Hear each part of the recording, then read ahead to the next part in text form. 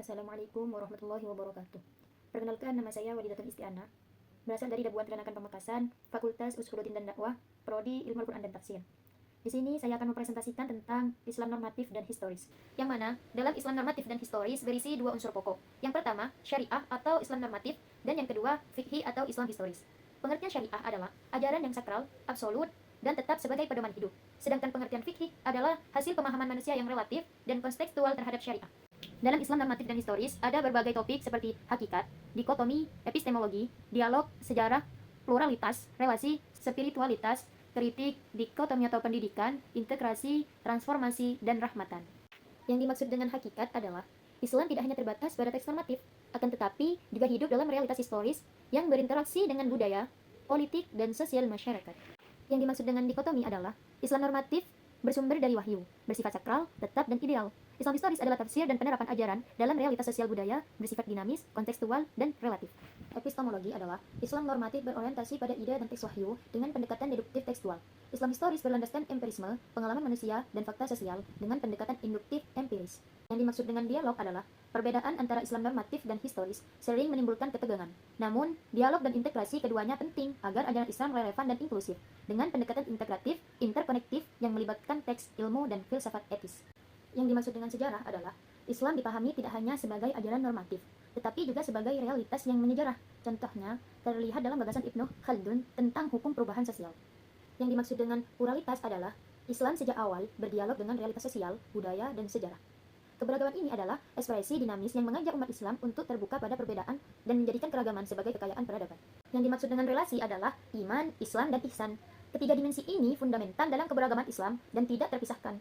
Iman atau keyakinan metafisik, Islam atau syariah dan muamalah, dan ihsan atau kualitas moral spiritual membentuk struktur keberagamaan yang utuh. Relasi ini juga menjadikan jembatan integratif antara teks wahyu atau normatif dan aktualisasi ajaran dalam realitas sosial atau historis, menjadikan keberagamaan bermakna etis dan spiritual. Dan spiritualitas menggambarkan tiga tingkatan ibadah dalam Islam. Yang pertama, khauf, yang kedua, roja, yang ketiga, mahabbah. Yang dimaksud dengan khauf adalah ibadah karena takut akan siksa Allah. Dan yang dimaksud dengan roja adalah ibadah karena berharap pahala dan rahmat Allah. Sedangkan mahabbah, ibadah karena murni cinta kepada Allah tingkat tertinggi. Kritik mempunyai 4 macam. Yang pertama, konteks awal. Yang dimaksud dengan konteks awal, mengkritik klaim kebenaran tunggal dalam kajian Islam normatif dan historis. Dan yang kedua, kritik postmodern. Kritik postmodern menolak dominasi satu metode pencarian kebenaran dan menekankan bahaya kebenaran tunggal yang dipaksakan. Yang ketiga, relevansi pada Islam, pentingnya kritik untuk menilai dikotomi normatif historis dan memahami kebenaran Islam secara multi perspektif. Dan yang keempat adalah implikasi praktis. Implikasi praktis merupakan kritik membuka jalan bagi Islam yang lebih inklusif dan mendorong metodologi integratif. Yang dimaksud dengan dikotomi atau pendidikan adalah mengidentifikasi masalah dikotomi ilmu agama dan ilmu umum dalam pendidikan Islam, khususnya di perguruan tinggi Islam, dan menyerukan pendekatan integratif interkonektif. Sedangkan integrasi merupakan menekankan perlunya integrasi ilmu-ilmu keislaman dengan ilmu-ilmu umum untuk menciptakan pemahaman realitas keagamaan yang utuh dan relevan, serta melahirkan paradigma baru dalam pendidikan Islam. Yang dimaksud dengan transformasi, pendidikan Islam harus berfungsi sebagai instrumen pembebasan, bukan hanya indoktrinasi dogmatis. Pendidikan Islam yang melahirkan generasi berani melakukan pembaharuan dan meneguhkan Islam sebagai kekuatan etis dan sosial yang membebaskan.